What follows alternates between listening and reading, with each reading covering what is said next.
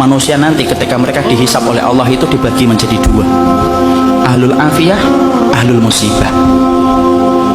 Ahlul afiyah itu siapa? Orang yang jarang diuji dengan sakit, orang yang jarang mendapatkan ujian dalam kehidupan, jarang mendapatkan kesempitan.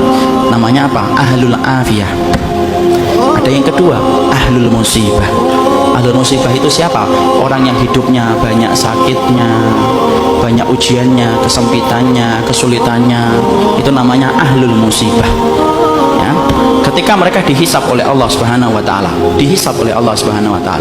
Allah kemudian menyampaikan bagi dua, ahlul afiyah dengan ahlul musibah. Kemudian Allah berfirman, hisab itu ahlul afiyah, ahlul musibah dulu. Ahlul musibah kemudian dihisab oleh Allah lebih dulu. Para malaikat menghitung satu persatu perbuatannya dan menghitung bagaimana ujian yang dia rasakan dalam hidup ketika bersabar. Kemudian para malaikat setelah mendapati semuanya selesai, mereka lapor sama Allah, ya Allah, ahlul musibah tidak tersisa dari dosanya kecuali sedikit, dan mereka mendapatkan pahala yang besar karena mereka bersabar atas segala musibah yang kau berikan dalam kehidupan di dunia. Antum tahu? Allah kemudian berfirman, utuhum salasan, kasih mereka 3 perkara, khairan, mangzilah, dan afiyah. Khairan, beri mereka kebaikan. Kebaikan kalau di akhirat apa? Surga. Beri mereka yang kedua, mangzilah. Mangzilah itu apa? Tempat yang paling tinggi di surga.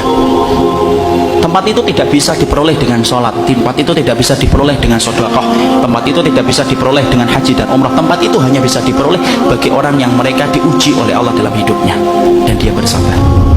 Dan yang ketiga, afiyah, kasih mereka kekuatan untuk menggantikan kekuatan yang aku ambil ketika aku menimpakan musibah kepada mereka.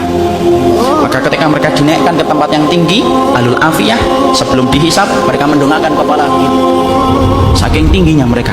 Dan ketika mereka melihat kedudukan ahlul musibah semacam itu, mereka sebelum dihisab berkata kepada Allah, ya Allah, kalau kami ngerti di balik setiap ujian seberat ini Engkau mengganti setiap kesulitan mereka, tolong ya Allah, hidupkan kami lagi, lalu kasih kami ujian, potong-potong daging kami, daging-daging yang kecil, kami sabar untuk merasakan itu sampai mati, supaya kami mendapatkan 3 yang Engkau janjikan kepada ahlul musibah, saudara-saudara kami.